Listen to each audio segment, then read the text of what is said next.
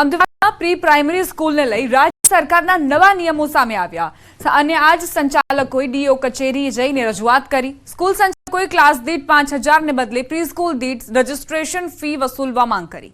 15 વર્ષના રેન્ટ એગ્રીમેન્ટની શરતમાંથી મુક્તિ આપવા માંગ કરી। આ ઉપરાંત પ્રી સ્કૂલ રજીસ્ટ્રેશન માટે સ્ટ્રક્ચર સ્ટેબિલિટી અને બીયુ સર્ટિફિકેટને માન્ય રાખવામાં આવે તેવી પણ માંગ સંચાલકોએ કરી છે। અમદાવાદ શહેરમાં 5,000 વધુ પ્રી સ્કૂલ કાર્યરત છે।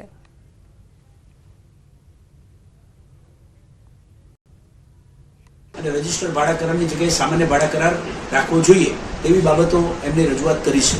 સાથે સાથે એમણે 5,000 રૂપિયા વર્ગ દીઠ જે રાખવામાં આવ્યા છે તે ફીમાંથી માફી રાખી અને સામાન્ય રજિસ્ટ્રેશન સીધું થઈ જાય એ એનઈપી અંતર્ગત તે બાબતની તેઓએ રજૂઆત અહીંયા કરી છે। समाचार द्वारकाधीश शिवराजपुर बीच पर प्रतिबंध 4 जून થી 2 ઓગસ્ટ સુધી प्रतिबंध फरमावવામાં આવ્યો છે। નાવા અને વોટર સ્પોર્ટ્સ એક્ટિવિટી પર प्रतिबंध 4 जून થી 2 ઓગસ્ટ સુધી યાત્રિકોને નાવા પર प्रतिबंध રહેશે। મેજિસ્ટ્રેટ દ્વારા જાહેરનામું પ્રસિદ્ધ કરાયું। ચોમાસામાં દરિયો તોફાની બનવાની શક્યતાને પગલે સતર્કતાના ભાગરૂપે આ નિર્ણય લેવાયો। 3 જૂન સુધી શિવરાજપુર બીચ યાત્રિકો માટે ખુલ્લો રહેશે।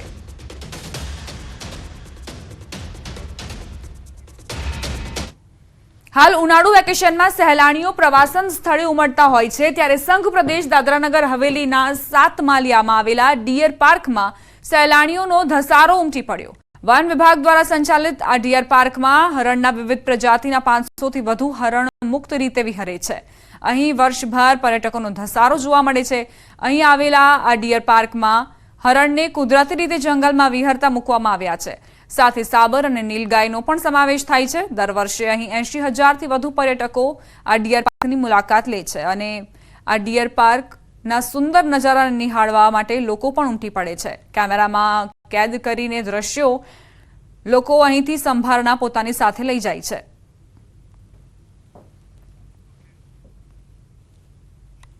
અમે લોકો અહીંયા ડિયર પાર્ક કરીને અહીંયા જગ્યા છે ત્યાં અમે લોકો આવ્યા છે। બહુ બ્યુટીફુલ ને બહુ સુંદર અહીંયા જંગલ છે અને અહીંયા અમે લોકો જ્યારે બસમાં ગયા અને બસમાં ફર્યા ત્યારે અમને એ જોવા મળ્યું કે અહીંયા ડિયરો બધા ખુલ્લેથી ફરી રહ્યા છે અહીંયા। તો એમને બહુ સારું લાગ્યું એ લોકોને જોઈને। मुझे यहाँ पे आके काफ़ी अच्छा लगा क्योंकि यहाँ के जो डियर है उनको खुला छोड़ा गया है और भारी मात्रा में डियर्स है यहाँ पे और उनकी बहुत अच्छी तरह से उन लोगों ने केयर भी की है।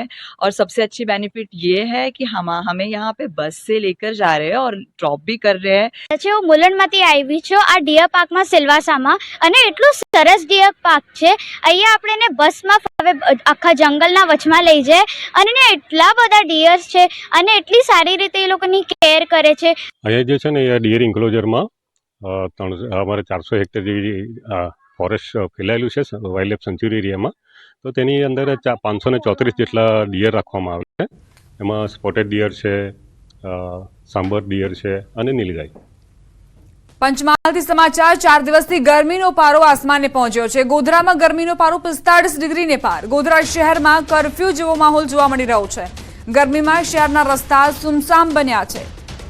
સતત ગરમીનો પારો વધવાના કારણે નાગરિકો પરેશાન થયા છે। બપોર દરમિયાન તેઓ બહાર નીકળવાનું પણ ટાળી રહ્યા છે। શહેરના બજારોની તસવીરો બપોર દરમિયાન અહીં રસ્તાઓ સુમસામ ભાસતા જોવા મળ્યા। ગરમી સતત વધતી રહી છે અને અંગ દજાડતી ગરમીમાં લોકો રોગચાળાનો ભોગ ન બને તે માટે જ ઘરથી બહાર નીકળવાનું બપોર દરમિયાન ટાળી રહ્યા છે।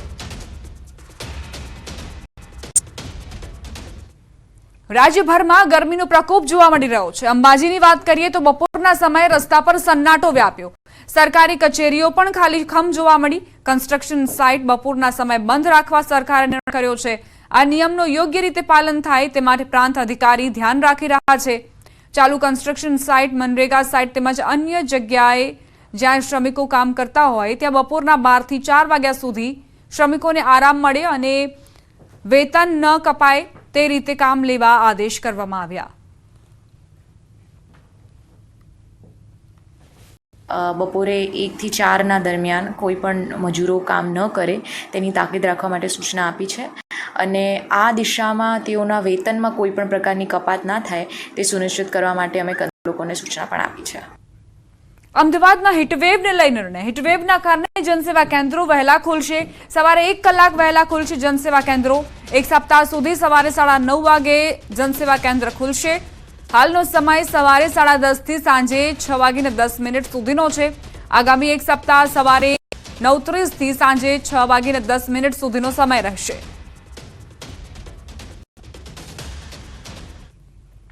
એક તરફ અંગ દજાડતી ગરમી વરસી રહી છે અને બીજી તરફ નદીમાં જળકુંભીનું સામ્રાજ્ય છવાતા નદીની સૌંદર્યતા ઘટી છે.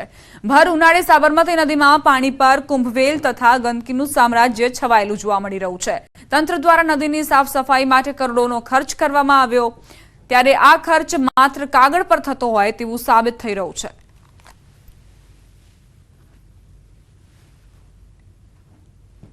અમદાવાદ મહાનગરપાલિકા દ્વારા સાબરમતી નદીને સ્વચ્છ બનાવવા માટે કરોડો રૂપિયાનો વપરાશ કરવામાં આવે છે, પરંતુ પરિણામ છે તે શૂન્ય જોવા મળી રહ્યું છે.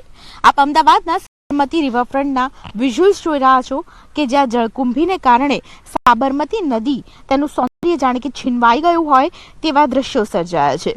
આ દ્રશ્યો સુભાષ બ્રિજથી લઈને દદીદી બ્રિજ સુધીના છે કે જ્યાં લીલ ફેલાયેલી જોવા મળે છે, ત્યાં સુધી કે જળકુંભી પણ અહીં જોવા મળે છે.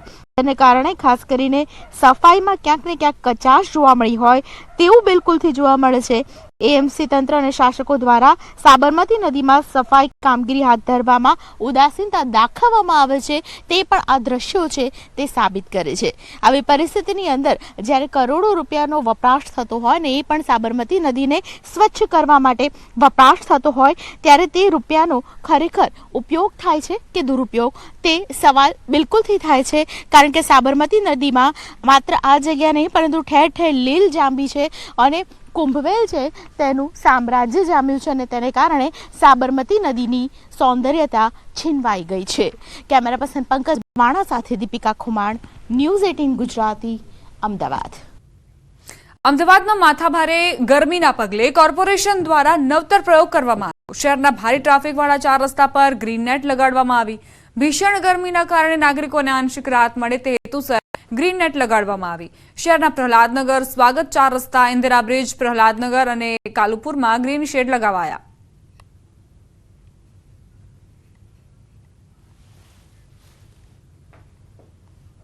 શહેરમાં હવે આવી ગ્રીન નેટ છે તે ખાસ કરીને લોકો માટે ખૂબ જ ફાયદાકારક બની રહેશે. મારી સાથે લોકો છે તેમની સાથે વાત કરીશું. આ ગ્રીન નેટ કેટલી ફાયદાકારક કે ટુ વ્હીલરવાળાના ડાયરેક્ટ જે તડકો આવે છે ને આજે જે હીટ વેવ છે ને હીટ વેવથી ઘણા લોકોને જે ઉંમરલાયક લોકો અમારી એજવાળાના છે એનાથી કમજોરી ચક્કર આવવાની સમસ્યાઓ થાય અને આનાથી કમસે કમ એ હીટ વેવની અસર ઓછી થશે. અમદાવાદ શહેરના અલગ અલગ 4 રસ્તા ઉપર, કાલુપુર બ્રિજ ઉપર, સ્વાગત ક્રોસ રોડ ઉપર, પ્રહલાદનગર ઉપર અને ખાસ કરીને અન્ય 4 રસ્તા ઉપર આ પ્રકારે ગ્રીન નેટ છે તે લગાવવામાં આવી છે અને તેને કારણે જે લોકો એરપોર્ટ તરફ અત્યારે જઈ રહ્યા છે તે લોકો રાહતનો અનુભવ કરી રહ્યા છે. કેમેરા પર્સન પંકજ મકવાણા સાથે દીપિકા કુમાર, ન્યૂઝ 18 ગુજરાતી, અમદાવાદ.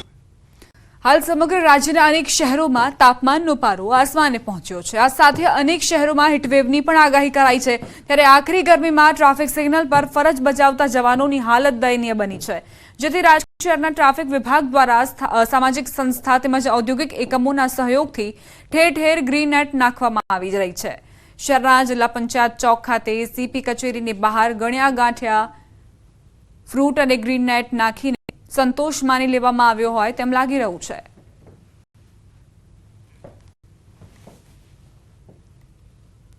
રાજકોટ શહેર પોલીસ દ્વારા ટ્રાફિક પોઈન્ટ ઉપર જે ટ્રાફિક બ્રિગેડના જવાનો છે અને સાથોસાથ ટ્રાફિક પોલીસ સાથે સંકળાયેલા જે અધિકારીઓ અને કર્મચારીઓ છે તેમને ટ્રાફિક પોઈન્ટ ઉપરથી બપોરના 1:30 વાગ્યાથી લઈ સાંજના 4:30 વાગ્યા સુધી મુક્તિ આપવામાં આવી છે. તો સાથોસાથ રાજકોટ શહેર ટ્રાફિક પોલીસ દ્વારા સામાજિક સંસ્થાઓ અને ઔદ્યોગિક સંસ્થાઓની મદદથી હાલ જોઈ શકાય છે કે ટ્રાફિક સિગ્નલ ઉપર ગ્રીન નેટ છે તે પણ નાખવામાં આવી છે. દ્રશ્યો અમે આપને જે બતાવી રહ્યા છીએ આ દ્રશ્યો છે રાજકોટ શહેર પોલીસ કમિશનર કચેરીની બહારના દ્રશ્યો છે. જોઈ શકાય છે કે માત્ર એક જ ભાગની અંદર આ ગ્રીન નેટ છે તે નાખવામાં આવી છે. અન્યત્ર કોઈ પણ જગ્યાએ આ પ્રકારની ગ્રીન નેટ નાખવામાં નથી આવી. ચોક્કસ ગ્રીન નેટ નાખવી અને શહેરીજનોને છે તે આકરા તાપમાંથી બચાવવા માટે રાજકોટ શહેરના ટ્રાફિક પોલીસ દ્વારા આ મહત્વનો નિર્ણય છે તે કરવામાં આવ્યો છે. ઉમદા કાર્ય છે તે કરવામાં આવ્યું છે, પરંતુ જોઈ શકાય છે કે માત્ર એક જ બાજુ નાખવામાં આવી છે ને તે પણ માત્ર ગણ્યા ગાંઠિયા ફૂટ જેટલી જે ગ્રીન નેટ છે તે નાખવામાં આવી છે. એના કારણે અનેક એવા રાહદારીઓ છે જે જોઈ શકાય છે કે તડકાની અંદર ઊભા છે. ત્યારે ખરા અર્થની અંદર જો રાજકોટ શહેરના ટ્રાફિક પોલીસ વિભાગ દ્વારા જો લોકોની મદદ કરવી હોય, લોકોને ધમધોકતા તાપમાંથી બચાવવા હોય તો તમામ જગ્યાએ જે ટ્રાફિક સિગ્નલ છે ત્યાં ગ્રીન નેટ નાખવી ફરજિયાત છે. અંકિત પોપટ, ન્યૂઝ 18 ગુજરાતી, રાજકોટ. સુરત શહેરની કાળઝાળ ગરમીથી લોકો હેરાન પરેશાન છે. ત્યારે લાજપોર જેલના કેદી માટે જેલ પ્રશાસન તરફથી ગરમીથી બચવા માટે અને હીટ સ્ટ્રોક ન થાય તે માટે ખાસ આયોજન કરવામાં આવ્યું. કેદી અને તેમના પરિવારના લોકો મુલાકાત માટે આવતા હોય છે. તેને ગરમીથી બચવા માટે આયોજન કરવામાં આવ્યું. જેલની બહાર અને અંદર ગ્રીન શેડ બનાવવામાં આવ્યા. સાથે જ કેદીઓ માટે છાશ અને લીંબુ પાણીનું વિતરણ કરવામાં આવી રહ્યું છે.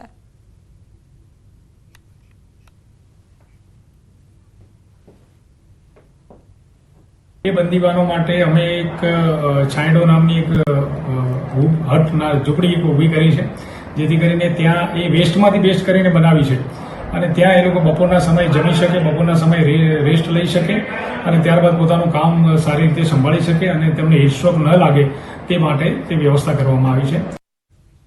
સમાચાર મહેસાણાથી. ઉનાવામાં દબાણ હટાવ કામગીરી. ઉનાવામાં રોડ એન્ડ બિલ્ડિંગ વિભાગની કાર્યવાહી. ઊંઝાના ઉનાવામાં 35 વર્ષ જૂનો પ્રશ્ન ઉકેલાયો. દરગાહ બહાર બનેલી દુકાનો તોડી પડાઈ છે. ગેરકાયદેસર દબાણ હટાવવામાં આવ્યા. ગામના સરપંચે પ્રધાનમંત્રી સુધી રજૂઆત કરી હતી. પોલીસ બંદોબસ્ત વચ્ચે દબાણ હટાવ ઝુંબેશને હાથ ધરાઈ છે. વડાપ્રધાને રજૂઆત બાદ માત્ર 4 જ દિવસમાં રોડ એન્ડ બિલ્ડિંગ વિભાગ જાગ્યો. સ્ટેટ હાઈવેની 36 મીટરના અંદર થયેલા દુકાનોના ઓટલા અને શેડ હટાવવામાં આવ્યા છે.